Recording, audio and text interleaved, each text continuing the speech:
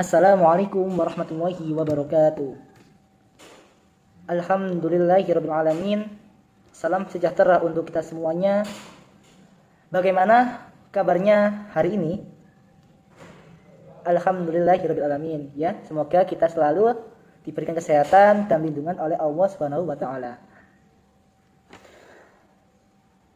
Langsung saja, sebelum kita memulai pembelajaran pada hari ini, marilah kita membaca doa agar apa yang kita pelajari hari ini diperlancar dan ilmu yang kita dapatkan bisa bermanfaat untuk kita semuanya. Berdoa mulai.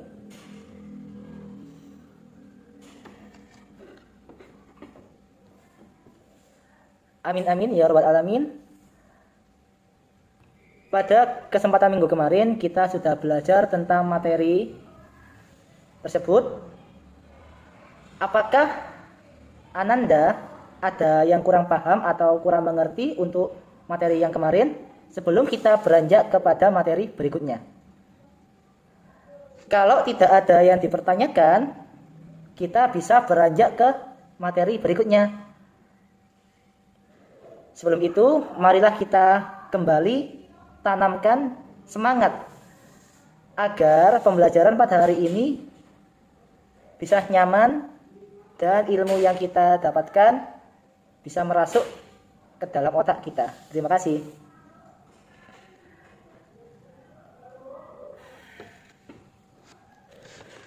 Langsung saja kita beranjak kepada materi berikutnya dengan judul mengetahui tentang hari kiamat dan hal-hal kebiasaan buruk. Ya. Apakah Anda tahu apa itu hari kiamat? Hari kiamat adalah hari di mana hancurnya seluruh muka bumi ini, seluruh ciptaan Allah, ya. Dan tidak ada seorang pun yang dapat lari dari hari kiamat itu.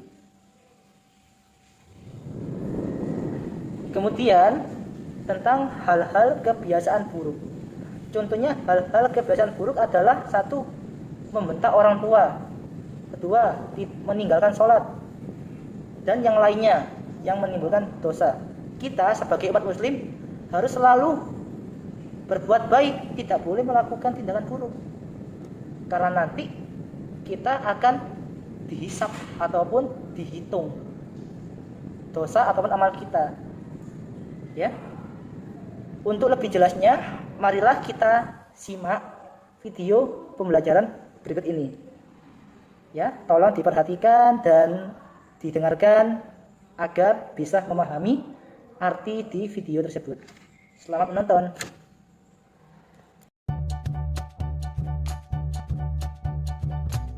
Bismillahirrahmanirrahim. Assalamualaikum warahmatullahi wabarakatuh.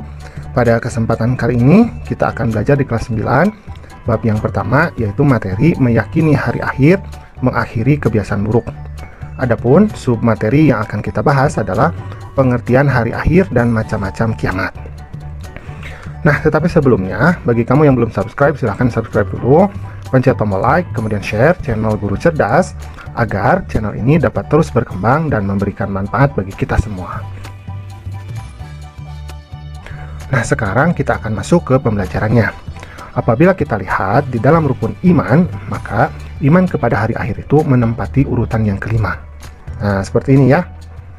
Nah, iman kepada hari akhir ini adalah meyakini bahwa seluruh alam termasuk dunia dan seisinya ini akan mengalami kehancuran. Jadi yang namanya makhluk itu berbeda dengan kholik, berbeda dengan Allah. Ada awal, kemudian ada akhir. Nah, hari akhir di mana seluruh makhluk itu dimatikan, kemudian dihancurkan oleh Allah, ini yang kita namakan sebagai hari kiamat atau hari akhir. A'udzubillahi minasyaitonirrajim. Wa anna as-sa'ata atiyatun la raiba fiha wa anna Allaha yab'atsu man fil qubur. Dan sungguh hari kiamat itu pasti datang, tidak ada keraguan padanya, dan sungguh Allah akan membangkitkan siapapun yang di alam kubur atau yang di dalam kubur. Nah, jadi hari kiamat itu pasti akan terjadi, tetapi untuk waktunya ini tidak ada seorang pun yang mengetahui kecuali hanya Allah saja. Nah, kita bedakan dulu Jadi yang namanya kiamat itu ada yang namanya kiamat sugro, ini disebut juga adalah kiamat kecil. Kemudian ada yang namanya kiamat kubro. Nah, ini yang kita namakan sebagai kiamat besar atau hari kiamat yang sesungguhnya. Nah, apa yang dimaksud dengan kiamat sugro atau kiamat kecil? Jadi kiamat sugro itu maksudnya adalah terjadinya kematian, musibah yang menimpa sebagian umat manusia, ya. Nah, ini yang kita namakan sebagai kiamat kecil. Ada banjir, kemudian gunung meletus, tsunami. Ini yang namanya kiamat kecil. Nah, kemudian kalau kiamat besar atau kiamat kubro, ini hancurnya seluruh alam semesta beserta dengan isinya. Jadi tidak akan tersisa. Semua makhluk itu pasti akan mati. Bukan hanya manusia, tetapi seluruh alam semesta itu akan mati. Nah, ini yang kita namakan sebagai kiamat kubro atau kiamat besar. A'udzubillahi minasyaitonirrajim. Yauma yakunun nasu kal farashil mabthuts wa takunul jibalu kal ihnil manfush. Yang artinya, pada hari itu manusia seperti laron yang berterbangan dan gunung-gunung seperti bulu yang dihambur-hamburkan. Jadi menggambarkan betapa dahsyatnya peristiwa tersebut. Bahkan manusia itu seperti laron. Jadi maksudnya terlempar-lempar. Gunung itu seperti bulu yang terlempar-lempar seperti itu. Nah, ada beberapa tanda dari kiamat kecil. Jadi tanda kiamat kecil itu maksudnya adalah tanda menjelang munculnya hari kiamat.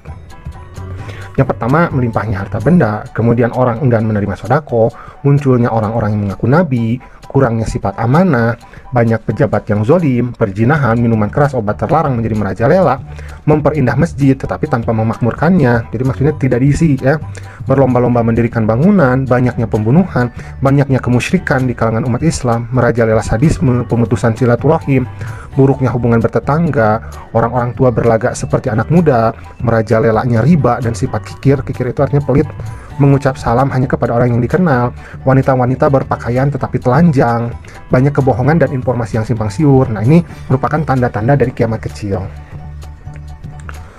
Kemudian ada juga yang lainnya, tanda-tandanya. Misalkan hamba sahaya perempuan melahirkan tuannya. Jadi maksudnya anak itu memperlakukan ibunya itu seperti hamba sahaya, jadi seperti pembantu, ya. Kemudian ilmu agama dianggap tidak penting, perzinahan, minuman keras, fitnah, pembunuhan merajalela di mana-mana. Jumlah wanita lebih banyak daripada laki-laki. Kemudian banyaknya terjadi gempa bumi, musibah, bencana alam, ya. Kemudian lahirnya Dajjal yang mengaku dirinya utusan Allah dan sebagainya. Nah, kemudian ada yang namanya tanda-tanda kiamat besar. Nah, kalau tanda-tanda kiamat besar, artinya hari kiamat itu sudah di depan mata. Hari kiamat itu akan segera tiba. Seperti itu. Jadi yang pertama, cirinya itu adalah dabatul ard. Jadi binatang ajaib yang dapat berbicara dengan manusia. Jadi nanti akan ada binatang yang bisa berbicara dengan manusia. Kemudian, turunnya Imam Mahdi. Kemudian, adanya Dajjal. Nah, kemudian turunnya Nabi Isa alaihissalam atau Nabi Isa al-Masih, karena Nabi Isa itu belum dicabut nyawanya oleh Allah, tetapi diangkat ke langit. Dah nanti ketika hari kiamat akan tiba itu, Nabi Isa itu kemudian akan diturunkan kembali. Kemudian datangnya bangsa Yajus dan Majus, ya. Kemudian terbitnya matahari dari arah barat, lenyapnya Al-Quran dari mushaf dan hati manusia, kemudian rusaknya Ka'bah di kota Mekah, kemudian yang ke-9 adanya dukhon itu maksudnya kabut, ya, atau asap. Jadi kabut selama 40 hari ini akan mematikan semua orang beriman yang sejati, sehingga mereka tidak perlu mengalami tanda-tanda kiamat lainnya. Jadi ketika kiamat terjadi itu, orang mukmin itu sudah tidak ada. Jadi semua manusia itu memang manusia-manusia kafir, manusia-manusia yang ingkar kepada Allah. Jadi orang-orang mukmin itu sudah tidak ada. Kemudian yang ke-10, bila manusia di alam ini telah menjadi kafir semuanya. Nah, kemudian ini ada nama-nama lain dari hari kiamat, ya. Ada yang namanya Yaumul Qiyamah, artinya hari kiamat. Yaumul Mahsyar, hari berkumpul. Yaumul Hisab, hari perhitungan. Yaumul Zalzalah, hari kegoncangan atau keruntuhan. Yaumul Sa'iqah, hari keguncangan. Yaumul Waqi'ah, hari kejatuhan. Yaumul Qari'ah, hari keributan. Yaumul Ghasyiyah, hari pembalasan. Yaumul Rajifah, hari rindu yang besar. Yaumul Haqqah, hari kepastian. Yaumul Tammah, hari bencana agung. Yaumul Talak, hari pertemuan. Yaumul Tanad, hari panggilan. Yaumul Jaza, hari pembalasan. Yaumul Wa'id, hari ancaman. Yaumul Ad, hari pertontonan. Yaumul Mizan, hari pertimbangan. Yaumul Fasl, hari pemisahan. Yaumul Jami', hari pengumpulan. Yaumul Taghbun, hari terbukanya segala kecurangan. Yaumul Ba'ats, hari kebangkitan. Yaumul Khizi, hari kehinaan. Yaumul Asir, hari yang sangat sulit. Yaumul Din, hari perhitungan. Yaumul Nusyur, hari kebangkitan. Yaumul Khulud, hari yang kekal. Yaumul La Raiba Fih, hari yang tidak ada lagi keraguan padanya. Yaumul Akhir, hari akhir. Yaumun La Tajzi Nafsun An Nafsin Syai'a, hari yang tidak dapat seseorang diberi ganjaran oleh orang yang lain sedikit pun. Jadi ada banyak, ya. Nah, alhamdulillah pembelajaran kita pada kesempatan kali ini sudah selesai. Terima kasih ya sudah mau menyimak. Assalamualaikum. Bagaimana untuk videonya barusan anak-anak? Ya, bisa dipahami untuk video tersebut? Ya. Melanjutkan atau mengevaluasi dari video tersebut, ya. Hari kiamat adalah hari akhir, ya.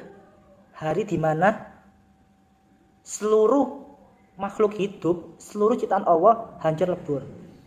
Ketika sangkakala ditiupkan oleh malaikat Israfil, mulailah bangun gunung, mulai berterbangan, laut mulai bangun untuk menimbulkan tsunami ataupun yang lainnya, dan yang lain-lainnya. Banyak surat di dalam Al-Quran yang menceritakan tentang dahsyatnya hari kiamat. Ada surat Al-Waqi'ah, ada surat Al-Qari'ah, ada surat Al-Zalzalah, dan lain-lain, ya. Oleh karena itu Allah menceritakan hari kiamat itu dengan sedetailnya. Untuk apa? Agar kita buat mewanti-wanti diri atau buat pedoman atau buat pengingat dahsyatnya hari kiamat itu seperti apa. Agar kita tidak terjerumus di dalam dosa, perilaku-perilaku buruk. Oleh karena itu Allah memberitahukannya pada surat-surat tersebut untuk mengetahui tentang hari kiamat itu. Kemudian proses terjadinya hari kiamat itu lumayan panjang, ya. Dimulai dari awan atau asap putih yang disebut dengan dukon, ya, dukon, selama 40 hari. Di mana orang-orang yang beriman, ya, orang-orang yang beriman itu akan meninggal. Sedangkan orang-orang yang tidak beriman akan terus hidup hingga menjumpai namanya Dajjal. Ya, setelah Dajjal turun, setelah Dajjal menguasai bumi, turunlah Nabi Isa alaihissalam untuk memerangi Dajjal. Ya.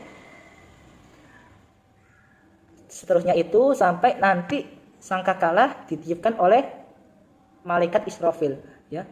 Tiupan pertama malaikat Israfil, semua bumi akan dihancurkan, hancur lebur. Sedangkan tiupan kedua itu semua makhluk hidup yang telah meninggal atau yang telah mati dihidupkan kembali, ya, dihidupkan kembali dan digiring untuk kepada masyar, di mana di situ semua orang yang telah meninggal dari zaman dahulu kala berkumpul di situ, ya. Di situ mereka menunggu untuk jadwal gantian dihisab, di mana dihisab itu semua apa yang kita lakukan, ya, semua yang apa kita lakukan pasti akan dimintai pertanggungjawaban oleh Allah sesuai dengan surat Al-Zalzalah yang berbunyi famay ya'mal misqala dzarratin khairan yarah wa may ya'mal misqala dzarratin syarran yarah, ya. Sebesar ataupun sekecil apapun perbuatan jelek kita, sebesar biji zahra, itu akan diminta pertanggungjawaban. Sama dengan sekecil apapun perbuatan baik kita atau sebesar biji zahra juga akan dikasih balasan, ya. Jadi kita sebagai umat Islam sebelum apa-apa itu kita harus selalu memikirkan jangka panjangnya, ya. Karena kehidupan kekal itu ada di akhirat. Di dunia ini hanya sementara, atau juga bisa itu disebut dengan mung mampir ngombe, ya. Mung mampir ngombe. Atau dalam istilah lain itu kehidupan kita itu cover depan itu saat kita di dalam kandungan. Kemudian untuk isi buku itu saat kita berada di dunia. Sedangkan untuk penutup atau cover belakang itu saat kita di akhirat, ya. Ingat, kehidupan yang kekal abadi itu cuma ada di akhirat. Sedangkan kita di dunia ini hanya sementara untuk mencari sangu buat meninggal, ya. Banyak sekali yang sudah terjadi untuk tanda-tanda kiamat pada sekarang. Oleh karena itu, marilah kita tingkatkan takwa kita, iman kita, agar apabila kita sewaktu-waktu dipanggil oleh Allah itu sudah siap. Ya, tidak ada yang bisa mengetahui kapan kita meninggal. Enggak bisa jaluk request model apa iso, ya.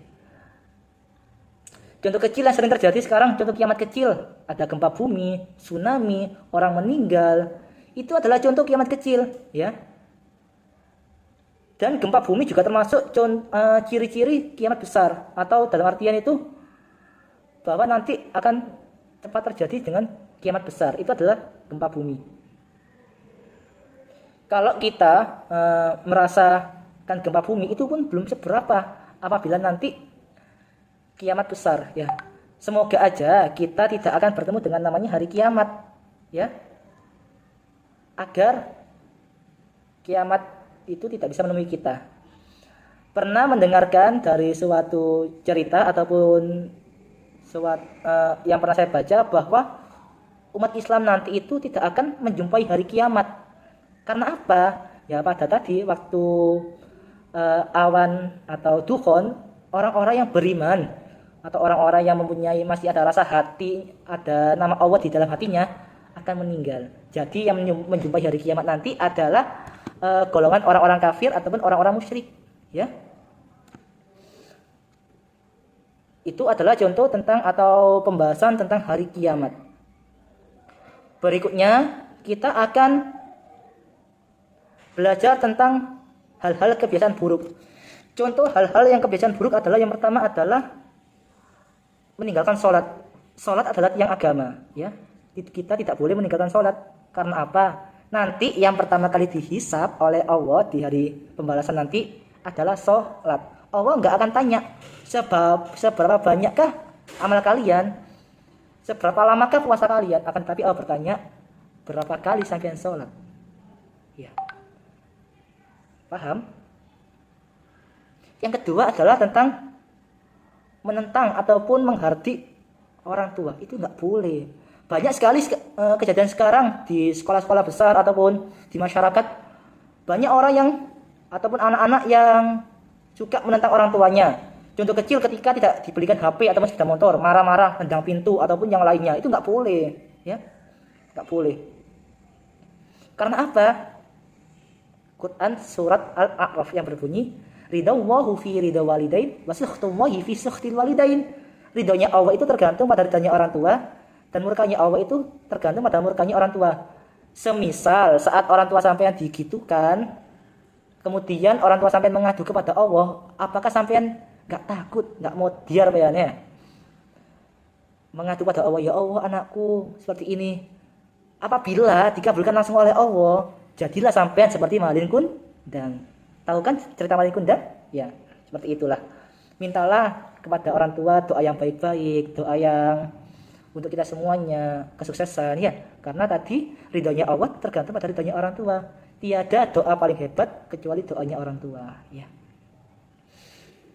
Demikian itu yang bisa Bapak sampaikan ya.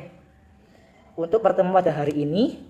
Kemudian tetap semangat dalam menggapai cita-cita, tetap dijaga kesehatannya, dijaga ibadahnya, kalau bisa ditingkatkan kembali, selalu meminta restu kepada orang tua sebelum dan sesudah sekolah ataupun mau pergi kemana harus meminta izin kepada orang tua dan meminta restu.